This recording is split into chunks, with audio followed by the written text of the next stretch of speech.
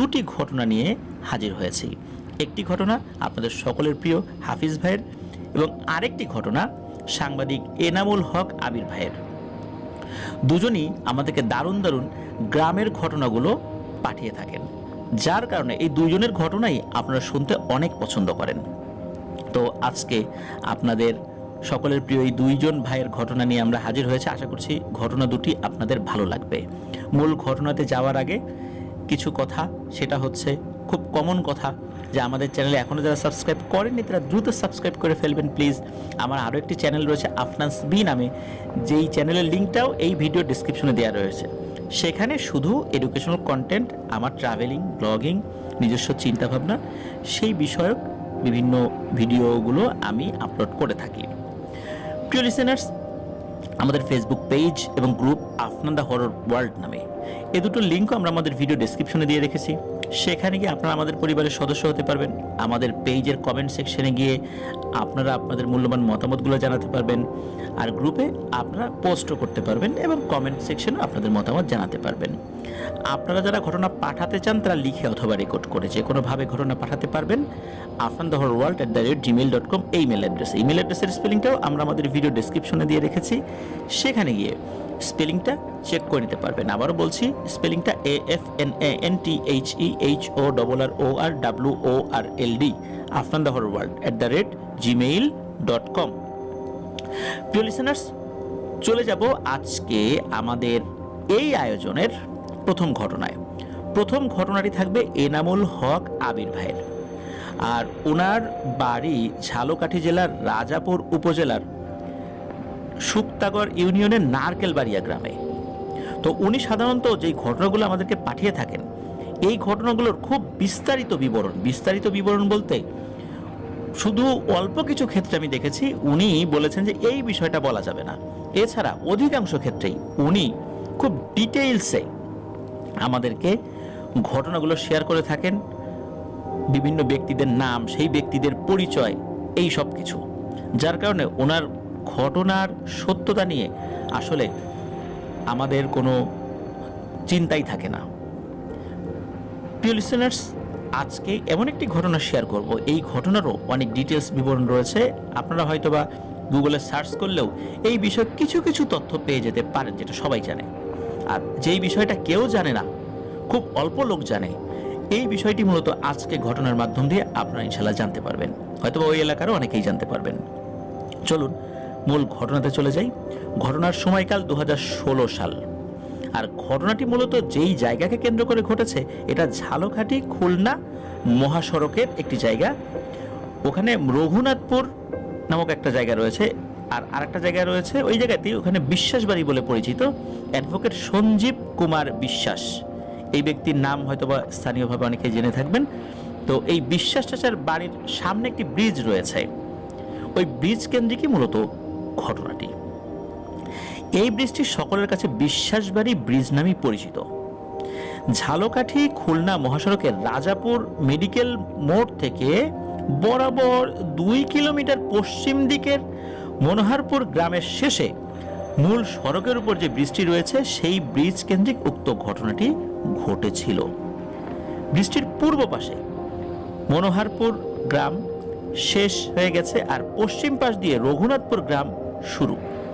ব্রিজটি আগে একটি স্টিলের তৈরি বেইলি ব্রিজ ছিল, সেটি ভেঙে 2016 সালে নতুন করে আরও একটি ব্রিজের কাজ শুরু করে ঝালকাঠি সড়ক বিভাগ। 2016 সালে দরপত্রের মাধ্যমে ব্রিজটির নির্মাণ কাজ পায় ঝালকাঠির কামরুল ইসলামের মালিকানাধীন মেসার্স KSB ঠিকাদারি প্রতিষ্ঠান। তিনি ব্রিজটির উত্তর পাশ থেকে বিকল্প রাস্তা তৈরি করে ব্রিজটি ভেঙে আনুষঙ্গিক কাজ শুরু করে দেন। পর্যায়ক্রমে চলতে থাকে ব্রিজ তৈরির আনুষঙ্গিক কাঠামোর কাজ। এরই মাঝে শুরু হয় ঠিকাদার কামরুল ইসলামের স্বপ্নযোগে কিছু সমস্যা, যেমন ওই স্থানে নাকি 27টি মহিষ কেটে ওইখানে কুরবানি দিতে বলা হয়, মানে এগুলোকে জবাই করতে বলা হয়। স্থানীয় ভাষা এটাকে রয়ানি বলে। রয়ানি শব্দটির অ্যাকচুয়াল অর্থ আমার জানা নেই, হয়তো আপনারা স্থানীয় যারা আছেন তারা হয়তো ভালো করে বুঝতে পারবেন আর কি। মূলত 7টি মহিষ কেটে রয়ানি দিতে বলা হয়। তবে স্বপ্নের মধ্যে বলা হয় যে এই মহিষগুলো কিন্তু হিন্দু ধর্ম অনুসারে যেভাবে জবাই করা হয় ওইভাবে জবাই করতে হবে। তো ওনাকে এই বিষয়টা বলা হয়। এখন উনি তো কন্ট্রাক্টর মানুষ, খুব ব্যস্ত মানুষ, এবং বাংলাদেশের প্রথম শ্রেণীর কন্ট্রাক্টরদের মধ্যে উনি একজন। তো উনি এরকম ছাড়া বাংলাদেশে অসংখ্য নির্মাণ কাজগুলো করেন। আর স্বপ্ন তো শুধু স্বপ্নই, উনি এই বিষয়টাই মনে করেছেন। তিনি এই বিষয়টার খুব একটা পাত্তা না দিয়ে কাজ চলমান রাখেন। তবে দিন দিন তার স্বপ্নযোগে এই বিষয়টা বারবার দেখার ফলে তিনি যোগাযোগ করেন ওই এলাকার স্থানীয় একজন রাকি, তার নাম হচ্ছে মোহাজ্জেল ওঝা। উনি মোহাজ্জেল ওঝা নামেই পরিচিত ছিলেন। তো এই মোহাজ্জেল ওঝা ছিলেন একজন খুব বড় মাপের একজন রাকি। তিনি সাধারণত গরিব মানুষদের একদম ফ্রি চিকিৎসা দিতেন। আর তিনি এই এনামুল হক আবির ভাইয়ের আম্মুর সহপাঠী ছিলেন, মানে ওনারা আবার একসাথে লেখাপড়া করেছিলেন, সেই সম্পর্কে মামা হতেন আর কি এই এনামুল হক আবির ভাইয়ের। এই ঠিকাদার কামরুল সাহেব, উনি তার সাথে যোগাযোগের পরে তিনি একদিন সময় নিয়ে যান তার কাছে, যে প্রথম দিকে যোগাযোগ করেন, পরে সময় নিয়ে গিয়েছিলেন। আর যখন এই বিষয়গুলো খুলে বলেন, তখন এই মোহাজ্জেল মামা উনি বলেন যে আমাকে একটু সময় দেন, একদিন পরে আসেন। তো মোহাজ্জেল মামাও কিন্তু উনি আরও তথ্য সংগ্রহ করেন ওনার যে পদ্ধতি, সেই পদ্ধতি অনুযায়ী। তো পরের দিন যখন এই কামরুল সাহেব গিয়েছেন, তো ওনাকে সাফ সাফ বলে দেন যে আমি আপনাকে এই বিষয়ে কোনো ধরনের সহযোগিতা করতে পারবো না। এর পেছনে কারণ হচ্ছে ওইখানে যে জিনেরা থাকে ওরা অত্যন্ত শক্তিধর, এবং এই জিনগুলো প্রত্যেকেই হিন্দু ধর্মের অনুসারী। আর ওরা যেই পদ্ধতিতে বিষয়গুলো সমাধানের জন্য আপনাকে বলেছে, ওই পদ্ধতিতে সমাধান ছাড়া ওরা ওখান থেকে যদি যেতে চায় তাহলে ওদেরকে ওখান থেকে তাড়াতে হবে। আর তাড়াতে গেলে বিষয়টা অত্যন্ত জটিল হয়ে যাবে, বহু ক্ষয়ক্ষতি হওয়ার সম্ভাবনা রয়েছে। কারণ ওরা খুব ক্ষিপ্র গতিসম্পন্ন এবং ওরা খুব মেজাজি এবং অত্যন্ত শক্তিশালী। তো আপনি ব্রিজ নির্মাণ করতে চাচ্ছেন, এটা নিয়ে ওদের কোনো আপত্তি নেই, এমনটা না যে এখানে ওরা ব্রিজ নির্মাণ করতে দেবে না। কিন্তু ওরা এখান দিয়ে বহুকাল দিয়েই, মানে বহুকাল বছর বা এর তো দীর্ঘ একটা সময় ধরে ওরা ওখানে চলাচল করে, ওদের ওখানে মাঝে মাঝে থাকতেও হয়। সুতরাং যেহেতু জনকল্যাণে জিনিসটা করতে হচ্ছে, একটা সময় না একটা সময় এখানে হয়েই যাবে ব্রিজ, ওরাও সেটা বুঝতে পেরেছে। কিন্তু ওদেরকে ওদের চাহিদা অনুযায়ী এই বিষয়গুলো দিতে হবে। সুতরাং এখানে কোনো কিছু করার নাই, এখানে আসলে আপোষ মীমাংসার কোনো সুযোগ নাই। আর ওদেরকে কোনো কিছু যদি করার প্রয়োজনীয়তাই থাকতো, তাহলে ওরা সরাসরি বলে দিত এখানে ব্রিজ নির্মাণ হবে না, তখন আমরা কোনো একটা পদক্ষেপ নিতে পারতাম। এখন আর একটা জটিলতা দেখা দিয়েছে, আপনার এক শ্রমিক একটা সাপের লেজ কেটে ফেলেছে ইচ্ছাকৃতভাবে, সম্পূর্ণ ইচ্ছাকৃতভাবে কাজটা করেছে। যার কারণে ওই শ্রমিকের কি হয়েছে আপনি গিয়ে খোঁজ খবর নেন। এই বিষয়টাও তারা নালিশ জানিয়েছে যে আপনি তাদের কোনো কথার পাত্তা দিচ্ছেন না, এবং আপনার শ্রমিকদেরকেও আপনি কিছু বলেন নাই, এবং শ্রমিকরাও এই বিষয়গুলোর কোনো পাত্তাই দিচ্ছে না, যার কারণে ওরা আপনার প্রতি খুবই ক্ষিপ্ত। উনি এই সমস্ত কথা শোনার পর সত্যি পরের দিন গিয়ে খোঁজ খবর নিয়েছে, এই তোমাদের মধ্যে কেউ কি সাপের গায়ে আঘাত করেছিল, আমি কিছু খবর পেলাম। তখন ওদের মধ্যে থেকে একজন বলছে যে হ্যাঁ, আমাদের মধ্যে থেকে একজন ও কোদাল দিয়ে মাটির কিছু কাজ করার সময় একটা সাপ বেরিয়ে পড়ে। তো সাপটি দৌড়ে চলে যাচ্ছিল, ও ইচ্ছাকৃতভাবে দৌড়ে গিয়ে কোদাল দিয়ে সাপটিকে সাপের মাঝ বরাবর, মানে একদম মিডিল বরাবর আঘাত করতে যায়, কিন্তু সাপটা একটু এগিয়ে যাওয়ার কারণে সাপটির লেজে কোপ লাগে, যার ফলে লেজ কেটে পড়ে যায়, সাপটি যদিও পালিয়ে যায়। এর পরের দিন ওই শ্রমিক বাড়িতে যায়, বাড়িতে যাওয়ার পর সাপের কামড়েও মারা যায়। তো এখন যেহেতু অনেক শ্রমিকই সেখানে কাজ করত, যার কারণে দেখা গেল যে উনি কিন্তু কোন শ্রমিক এলো গেল, কারণ শ্রমিকদের মেইনটেইন করার জন্য কিন্তু আরেকজন লোক ছিল, যার কারণে উনি কিন্তু এই বিষয়গুলো, যেহেতু উনি মূল ঠিকাদার, উনি এই তথ্যগুলো যে জানবেন না এটাই স্বাভাবিক ছিল। তখন আবারও উনি এই মোহাজ্জেল মামার কাছে যান, মানে মোহাজ্জেল ওঝার কাছে যান, এবং ঠিকাদারের কি করণীয় এই বিষয়ে বলেন। ঠিকাদারকে বলেন যে আপনি এই স্থানীয় দুইজন পুরোহিত আছে, একজন নাম হলো দুলা ঠাকুর আর একজন নাম হলো হরি ঠাকুর, এই দুইজন পুরোহিতের কাছে যান, ওনারাও খুব ভালো মানুষ, আমার কথা গিয়ে বলবেন যে এই ব্যাপার আমি পাঠিয়েছি, ওনারাই এই বিষয়টার খুব সুন্দর সমাধান করতে পারবেন এবং ওনাদের কথা ওরা শুনবে, যেহেতু ওই পুরোহিত দুইজনকে ওরা নাকি খুব সম্মান করে, যেহেতু ওই ধর্মাবলম্বী আর কি তারা। তো এই যে মোয়াজ্জেল মামার মুখে এই কথা শুনে কামরুল ইসলাম যিনি ঠিকাদার, উনি খুব রাগান্বিত হন। বললেন যে আপনার কাছে আসলাম, কোনো সমাধান দিতে পারলেন, আপনি আবার আরেকজনকে দেখাই দিচ্ছেন। তো উনি একটু রাগ ঝাড়েন আর কি। ওই সময়ের মতো উনি চলে যান এবং উনি পুরো বিষয়টাকে একটা ভাওতাবাজি মনে করেছেন। কারণ উনাকে তো সারা বাংলাদেশের বিভিন্ন জায়গায় কাজ করতে হয়, কই এতদিন তো কোনো সমস্যা হয় নাই, আর এইখানেই সমস্যা হইল। উনি একটা পর্যায়ে হাসতে হাসতে ওখান থেকে বিদায় নেন, কোনো চিন্তা ভাবনা নিয়ে উনি আসলে বিদায় নেন নাই। এবং এটা উনি বলেছিলেন যে 2016 সালে এসে আপনি এই ধরনের ঘটনা আমাকে বলছেন, এটা মানুষ বিশ্বাস করবে? এটা তো কাকতালীয় ব্যাপার, একটা শ্রমিক সাপে কেটে মারা গেছে, তো এটাকে তো হইতেই পারে, সারা বাংলাদেশে অসংখ্য মানুষ সাপে কেটে মারা যাচ্ছে, তো এটার ব্যাখ্যা কি এরকম হতে পারে যে এটা জিনের হাতে তারা মারা যাচ্ছে? এই ধরনের কথাবার্তা বলে আসলে উনি চলে যান। ওই রাত্রে, রাত তখন অনেক, ওই ঠিকাদারের বাড়িতে এসে দুজন ব্যক্তি ডাকাডাকি করে। প্রথমে একজন ডাক দেয়, পরে একজন ডাক দেয়, কামরুল সাহেব, ও কামরুল সাহেব, এভাবে ডাকে। তো উনি স্বাভাবিক ডাক, মানে কোনো ভয়ঙ্কর কোনো ডাক না। তো উনি বাড়ি থেকে বের হয়ে এসেছেন। তো দেখেন চাদর দিয়ে মোড়ানো পুরো শরীর। নর্মালি তো আসলে যারা ঠিকাদারি কাজ করেন, অনেক চাঁদাবাজ বিভিন্ন ধরনের মানুষদেরকে তো তাদেরকে হ্যান্ডেল করতে হয়। তো উনি তো দেখে ভয় পেয়েছেন এই অর্থে যে হয়তোবা তাকে ক্ষতি করার জন্য দুজন লোক এসেছে, কিন্তু না, অল্প সময়ের মধ্যেই ওনার সেই ভুলটা কেটে যায়। উনি দেখেন এই চাদর মুড়ি দিয়ে যে দুজন ব্যক্তি এসেছেন, এরা নিজেদের শরীর থেকে চাদরটা খুলে ফেললো এবং এতটা বিভৎস এবং ভয়ঙ্কর চেহারা, এটা দেখে কোনো মানুষের পক্ষে ঠিক থাকা সম্ভব নয়। ওনার পুরো শরীর কাঁপতে শুরু করে, পা কাঁপাকাঁপি শুরু করতে থাকে।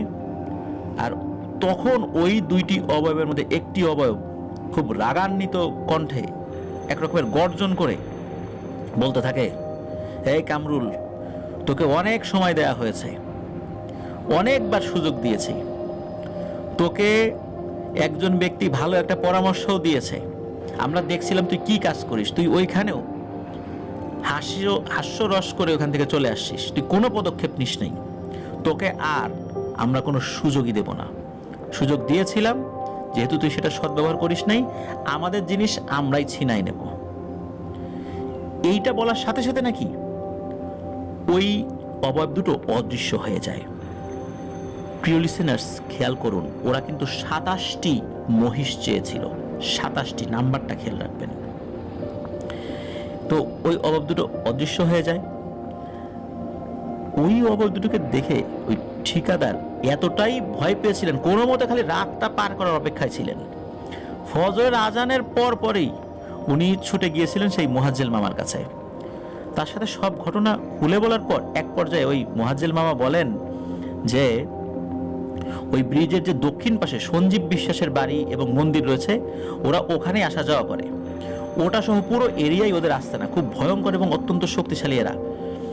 আপনি সহ আপনার লেবাররাও অত্যন্ত অবহেলা করেছেন, ওরা বারবার সতর্ক করার পরও আপনি ওদের কথার কর্ণপাত করেন নাই। এখন কি ঘটবে আমি জানি না, আমি এটার কোনো সমাধান দিতে পারবো না, এটা আমি আগের থেকেও আপনাদেরকে বলেছি। এখন কি করবেন না করবেন আপনি ব্যবস্থা নেন। এর মধ্যে কি হয়, ওই সরকারি বাজেট সংক্রান্ত আরও কিছু জটিলতায় ওনার কিছু বিল আটকে যায়।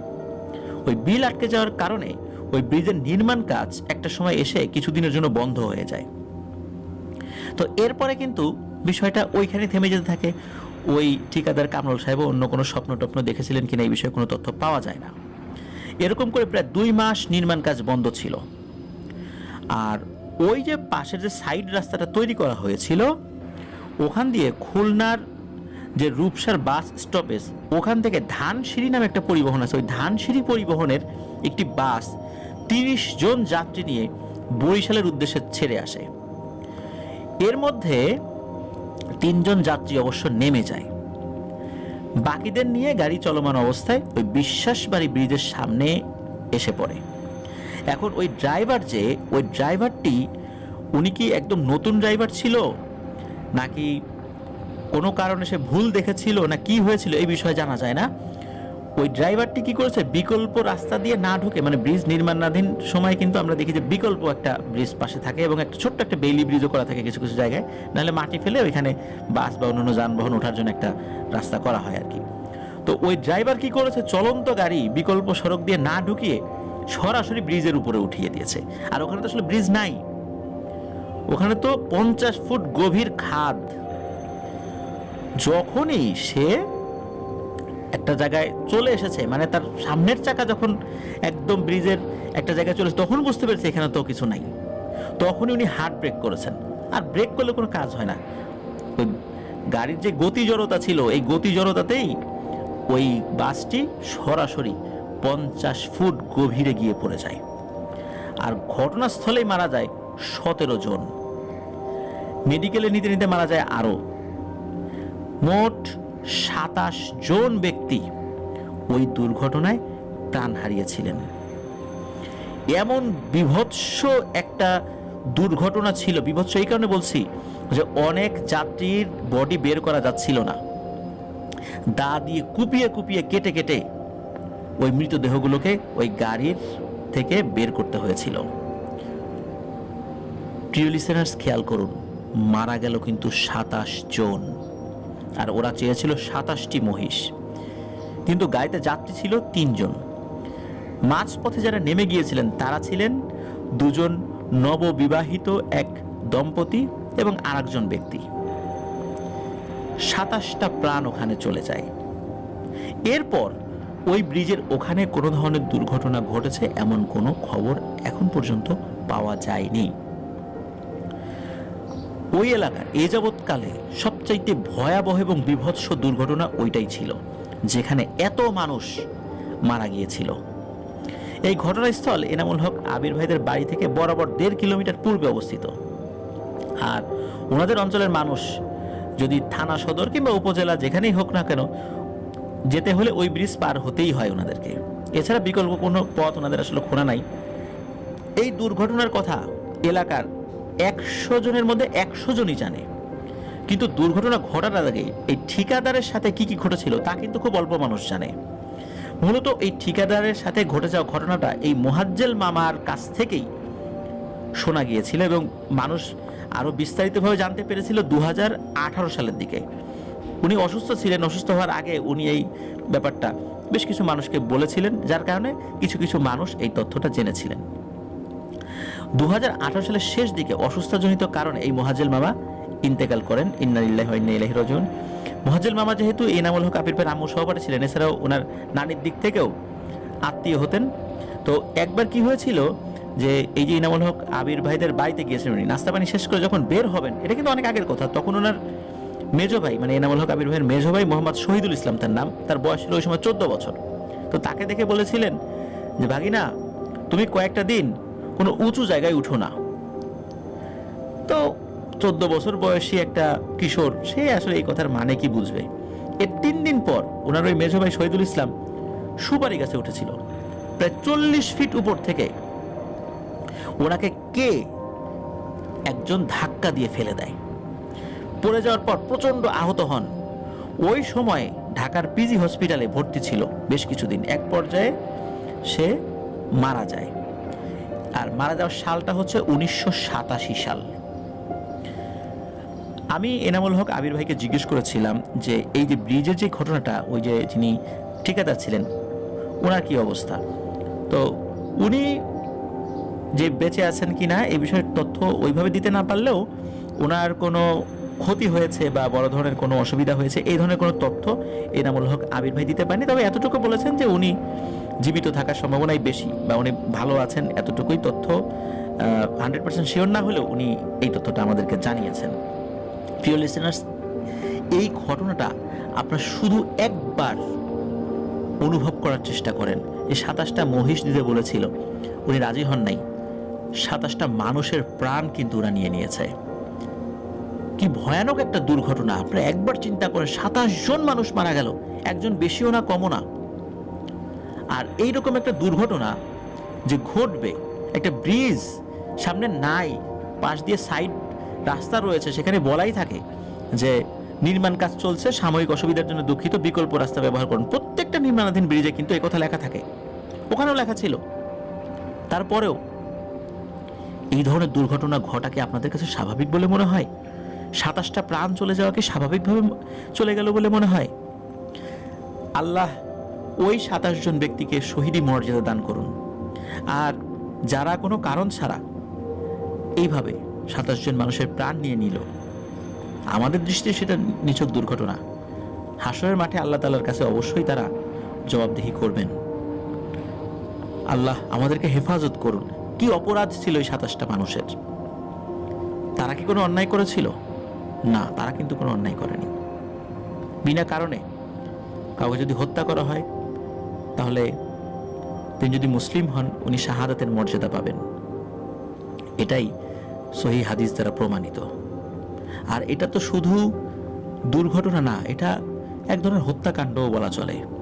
কারণ এই হত্যাকাণ্ড কোনো মানুষের দ্বারা হয়নি, যার কারণে হয়তো বা কোনো জায়গায় বিচার আচার পাওয়া সম্ভব নয়। কিন্তু আল্লাহ তাআলার দরবারে এটা নিয়ে তো সবাইকে জবাবদিহি করতে হবে, তাই না? এই 27 জন মানুষের পরিবার, এই পরিবারগুলোর কি হলো? ওই জিনগুলো কি এটার কোনো জবাব দিতে পারবে?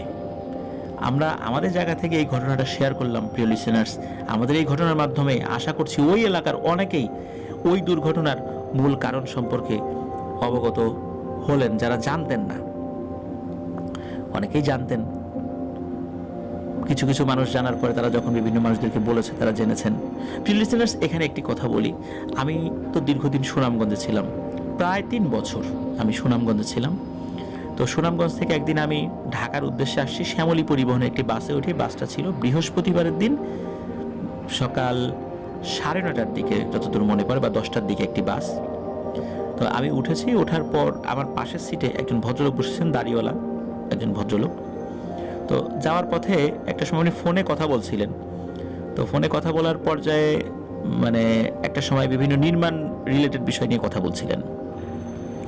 তো খানিকটা পথ এগিয়ে যাওয়ার পর রানীগঞ্জ নামক একটা জায়গা রয়েছে, যদিও ওই দিকে ওই সময় বাস ঢুকতো না, এখন যায় সুনামগঞ্জ থেকে সরাসরি সিলেটে না গিয়ে ওই বাসগুলো এখন রানীগঞ্জ হয়ে ওই দিক দিয়ে ঢাকায় আসে, আউশকান্দি হয়ে। যারা ওই রুটে আছেন তারা বুঝতে পারবেন আর কি। ওই সময় রানীগঞ্জের ব্রিজ একটা দুর্ঘটনা ঘটেছিল, বলতে কি ব্রিজ নির্মাণের আগেই ব্রিজটার নিচের পিলার ধসে পড়ে, যার ফলে ব্রিজটা আবার পুনর্নির্মাণ করতে হয়। তো উনি কথা বসে একসময় রানীগঞ্জ ব্রিজের একটা কথা বললেন। তা আমি আবার কৌতূহলী হয়ে এই বিষয়টা তাকে জিজ্ঞেস করলাম। তো কথা প্রসঙ্গে উনি জানালেন উনি একজন প্রথম শ্রেণীর ঠিকাদার। উনি সুনামগঞ্জে এসেছেন বড় একটা ব্রিজের, হাওড় এলাকা একটা ব্রিজ হচ্ছে, ওই ব্রিজের কন্ট্রাক্টরের সাথে যোগাযোগ করেছেন। উনি সাব কন্ট্রাক্টর যিনি দায়িত্ব নিয়েছেন, উনি মেইন কন্ট্রাক্টর আর কি। তো উনি যখন কথা বলছিলেন, কথা বলার একটা পর্যায়ে আমার কাছে মনে হলো উনি যেহেতু সারা বাংলাদেশের বিভিন্ন জায়গায় ব্রিজ নির্মাণ করেন, তো ব্রিজ নির্মাণ করতে গিয়ে এই ধরনের সমস্যা তো হয়। তা আমি সুযোগ বুঝে ওনাকে প্রশ্ন করলাম। তো উনি অত্যন্ত ভদ্রলোক। উনি বললেন যে আসলে আমি তো ব্রিজ মেইন টেন্ডারটা আমি নেই, এরপর আমি সাব কন্ট্রাক্টে দিয়ে দেই। কোনো ঘটনা ঘটে থাকলেও আমার জানা নাই। তবে হ্যাঁ, একটা ব্রিজ করতে গিয়ে, এটা অবশ্য সুনামগঞ্জের ওইদিকে না, উনি বলেন যে উত্তরবঙ্গের কোনো একটা জায়গায় করতে গিয়ে একটা বড় ধরনের দুর্ঘটনা ঘটেছিল। ব্রিজের পাইলিং করার সময় ওটা তার ছিঁড়ে যায়। তখন ওখানে কোনো শ্রমিক নিহত হয়েছিলেন কি না আমার ঠিক মনে নাই, মানে আমাকে যখন বলেছে আমার ঠিক মনে নেই। সম্ভবত উনি বলেছিলেন যে একজন শ্রমিক মারা গিয়েছিলেন, আর একজন শ্রমিকের হাতে লেগেছিল, যার ফলে তার হাত কেটে গিয়েছিল, মানে কেটে বাদ দিতে হয়েছিল। আমার যতদূর মনে পড়ে উনি এরকম একটা দুর্ঘটনার কথা বলেছিলেন। উনি বলেছিলেন যে ওনার জানা মতে উনি এই ধরনের একটা প্রবলেম ফেস করেছিলেন একবার, এবং ওই শ্রমিকের পরিবারকে বেশ মোটা অঙ্কের ক্ষতিপূরণও উনি দিয়েছিলেন। তো এটা উনি বলেছিলেন। এছাড়া উনি সাব কন্ট্রাক্টে দেওয়ার কারণে ওইখানকার যে মূল ঘটনা যেগুলো ঘটে এগুলো সম্পর্কে উনি অবগত হতে পারেন নাই, এটা আমাকে জানিয়েছিলেন। তো আমি সুযোগ বুঝে ওনার কাছে ঘটনা সংগ্রহ করার চেষ্টা করলেও আসলে ওনার জানা ছিল না, আর জানা থাকলে উনি হয়তো বা কোনো কারণে আমাকে বলতে চান নাই, এমনও হতে পারে। তো ঢাকা পর্যন্ত আমরা একসাথে এসেছিলাম। চমৎকার মানুষ, অনেক গল্প করেছিলাম, কিন্তু প্যারানরমাল বিষয় নিয়ে আর আসলে বেশি কথা বলা ওনার সাথে হয়নি। প্রিয় লিসেনার্স, এটি ছিল ঘটনা। আমি বলবো না ঘটনাটি আপনাদের ভালো লেগেছে কিনা, আপনারাই বলুন। 27টা প্রাণ চলে যাওয়া, এটা কি ভালো লাগার মতো কোনো ঘটনা? নিশ্চয়ই নয়। আমি এতটুকু বলতে পারি, আশা করছি ঘটনাটি আপনাদের মনের মধ্যে দাগ কাটতে সক্ষম হয়েছে ইনশাল্লাহ। ধন্যবাদ ইনামুল হক আবির ভাইকে। ভয়ানক একটি সত্য ঘটনা আমাদের সামনে তুলে ধরার জন্য। এভাবে অনেক সত্য হারিয়ে যায়, চিরকালের জন্য হারিয়ে যায়, মানুষের মনের মধ্যেই থেকে যায়, যেটা আর কেউ জানতে পারে না। প্রিয় লিসেনার্স, চলুন আমরা চলে যাব আমাদের এবারের এপিসোডের পরবর্তী এবং শেষ ঘটনায়, যেই ঘটনাটি আমাদেরকে পাঠিয়েছেন আপনাদের সকলের প্রিয় হাফিজ ভাই। চলুন ঘটনাটি শুনে আসি।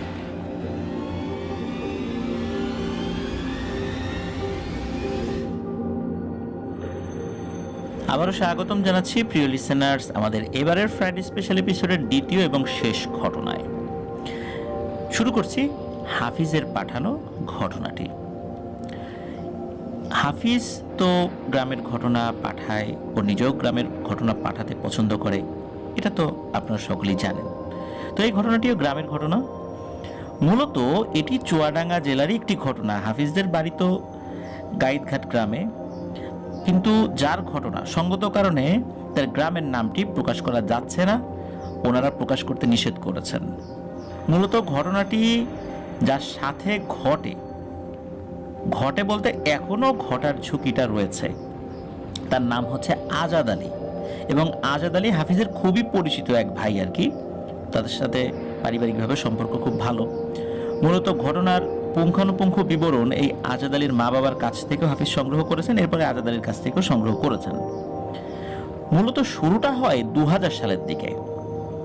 ঘটনা যখন ঘটে ওই সময় আজাদ আলীর বয়স ছিল 9 কি 10 বছর। তো ঘটনার ভেতরে ঢোকার আগে আজাদ আলীর বাড়ির বর্ণনাটা একটু দেওয়া জরুরি। আজাদ আলীর যে বাড়িটা, এই বাড়ির পেছনে তার চাচাদের বাড়ি, বাম পাশে দাদা দাদির ঘর, আর আজাদ আলীদের বাড়ির ডান পাশে একদম ঘরের সাথে একটা পুরনো তাল গাছ ছিল, যার বয়স বহু, মানে নির্দিষ্ট করে বলা মুশকিল, কেউ কেউ বলে এটা 100 বছরের পুরনো তাল গাছ আর কি।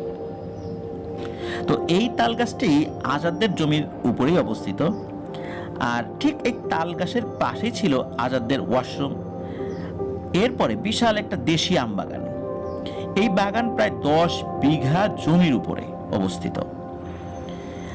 ওখানকার যে গাছগুলো, এই গাছগুলোরও কিন্তু বয়স অনেক, কোনোটাই 80 বছরের উপরে হবে না, আবার 30-40 বছরের কমও হবে না, এই বয়সের মাঝামাঝি সবগুলো গাছের বয়স আর কি।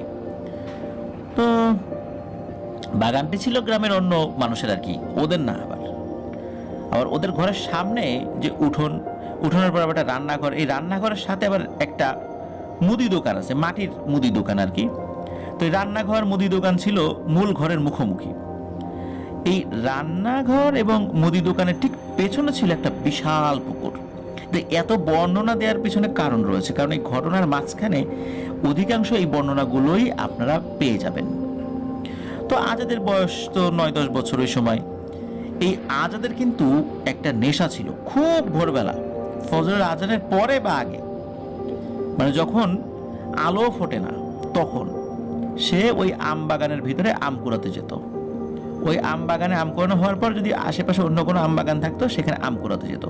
আম গাছে উঠে কখনোই পারতো না, শুধু রাতের বেলা যে আমগুলো নিচে পড়তো এই আমগুলোই সে কুড়াতো। আর দিনের বেলাতে সেই বিভিন্ন বাগানে ঘুরে বেড়াতো, খেলাধুলা করতো তার বন্ধুদের সাথে। তা এই যে বাগান, এই বাগানের সাথেই ওদের জায়গার উপরেই ওদের একটা নিজস্ব ওয়াশরুম ছিল আর কি। আর গভীর রাতেও একা একাই ও ওয়াশরুমে যেত, যত রাতই হোক ও যেতে ভয় পেত না, কারণ এই জায়গাতেই সে জন্মের পর থেকেই দেখে আসে সবকিছু, বড় হচ্ছে, সুতরাং এখানে ভয় পাওয়ার কিছু নেই। তো এবার আসে সময়টা ছিল বৈশাখ মাস, সবে আমের ভেতরে শ্বাস বা আটি হওয়া শুরু হয়েছে। তো ওই সময় খুব পরে আজাদ তো আম কুড়াতে যেত, কারণ খুব পরে না গেলে পাড়ার অন্য ছেলেমেয়েরা কিন্তু গিয়ে আম কুড়িয়ে নিয়ে চলে আসতো। এই আজাদ আলী রাতে তার বড় ভাইয়ের সাথে একটা নিয়ে ঘুমাতো। একদিন কি হয়, মাঝরাতে ঘুম ভেঙে যায়। তো ঘুম ভেঙে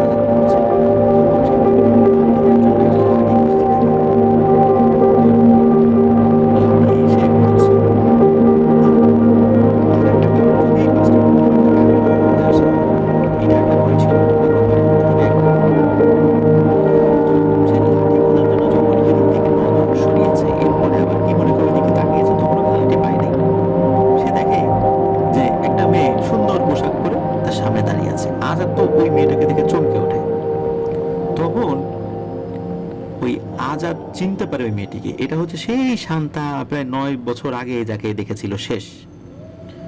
তো ওই মেয়েটাকে দেখার পর আজাদ তো খুব অবাক হয়। তখন ওই মেয়েটাকে বলে, এই আজাদ ভালো আছিস? অনেকদিন পর তোর সাথে দেখা। আমি কিন্তু দূরের একটা পাহাড়ে থাকি। তো আজ থেকে এই তাল গাছের আম বাগানে আমি থাকবো। আর আমার বন্ধু মনে আছে, তোর সাথে কয়েকবার আমার দেখা হয়েছিল আম নদীতে গিয়ে। আজাদ তো তখন খুব ভালো করে সেটা মনে করতে পারে। তখন আজাদ বলে, আচ্ছা, তুমি একবার বলছো পাহাড়ে থাকো, আবার বলছো তাল গাছে থাকো, মানেটা কি? আবার আম বাগানে থাকবা? তখন ওই মেয়েটি বলে যে, হ্যাঁ, তুমি মনে হয় ধরতে পারতেছো না। তো আমি বলে দিই, আমি কিন্তু মানুষ না, আমি কিন্তু জিন। আর এইগুলো তোমরা দেখছো, এগুলো কিন্তু ভূত না, এরা আমার মাছ ভাই। তুমি শুরুর দিকে আমাকে যাদেরকে দেখেছিলে, এরা হলো তালিকার পাহারা দেয়। আমি মাছ ভাইয়ের মধ্যে একজন। আর একটু আগে তোমরা যাদের দেখেছো, এটা আমিই ছিলাম। শোনো আজাদ, আমি তোমাকে আবার পাহাড়ে নিয়ে যাব। আজাদ যখন শুনলো যে তাকে পাহাড়ে নিয়ে যাবে, তখন ওর মনে হচ্ছে এই ধরনের কথাবার্তা ও শুনেছে তাদের বাবার সামনে। বাবার কাছে বলে, জিন একটু আগে পাখি দেখেছিল, সেই পাখি এখন মানুষ হয়ে গেছে, সেই আবার বলছে যে আমি জিন। ওই একদম পাথর হয়ে গেছে। কোনো শব্দ উচ্চারণ করতে পারছে না। হঠাৎ করে কি হয়, আম্মু আর এক চাচা একটা মেয়ে ছিল পাশেই, তার 3 মাস বয়সী একটা বাচ্চা ছিল ওই সময়। ওই বাচ্চাটা হঠাৎ করে কান্না করতে থাকে। ভয় পায় না, তার কাছাকাছি থেকে একটা শব্দ শোনার সাথে সাথে আজাদ ওই বাড়ির দিকে তাকিয়েছে। তাকানোর সাথে সাথে তার শক্তি ফেরত আসে। মানে তার যে একটা ভয় সৃষ্টি হয়েছিল, সে ভয়টা বলছিল না, একদম পাথর হয়ে গিয়েছিল ভয়ে। তখন তার শরীরের শক্তিটা আবার পুনরায় ফেরত আসে। তখন আবার সামনে তাকিয়ে দেখে ওই মেয়েটিও নাই, ওই পুকুরটাও নাই। আজাদ তো ভয়ে একদম ঘুমিয়ে শুয়ে পড়ল, আর কিছু বলে না। তবে আজাদ এই বিষয়টা কিন্তু গোপন করে না। ও সকালবেলায় তার দাদাকে সবকিছু শেয়ার করে। আর সে এখন তার দাদা এসব শুনে বেশ কিছুটা চিন্তিত হয়ে যায়। কারণ ও তো আগের মানুষ, এরকম কোনো ঘটনা যদি ঘটতে পারে, কিন্তু উনি জানতেন না এই ঘটনা ঘটলে একটা মানুষের কি পরিণতি হতে পারে। এটা উনি জানতেন। উনি আগের মানুষ, উনি কিছু বুঝতেন। উনি এতটুকু বুঝতে পেরেছিলেন যে এই জিনিসটা ঘটলেও ভালো কিছু না। জিনরা বড্ড ভালো হয় বাচ্চা, কিন্তু এটা মোটেও ভালো কিছু না। তো আজাদের দাদা বলল, ওকে আজকে বিকালেই একটু নদীর পাশে নিয়ে যাও, আমার জরুরি কিছু কাজ আছে, পাঠাও আমার সাথে।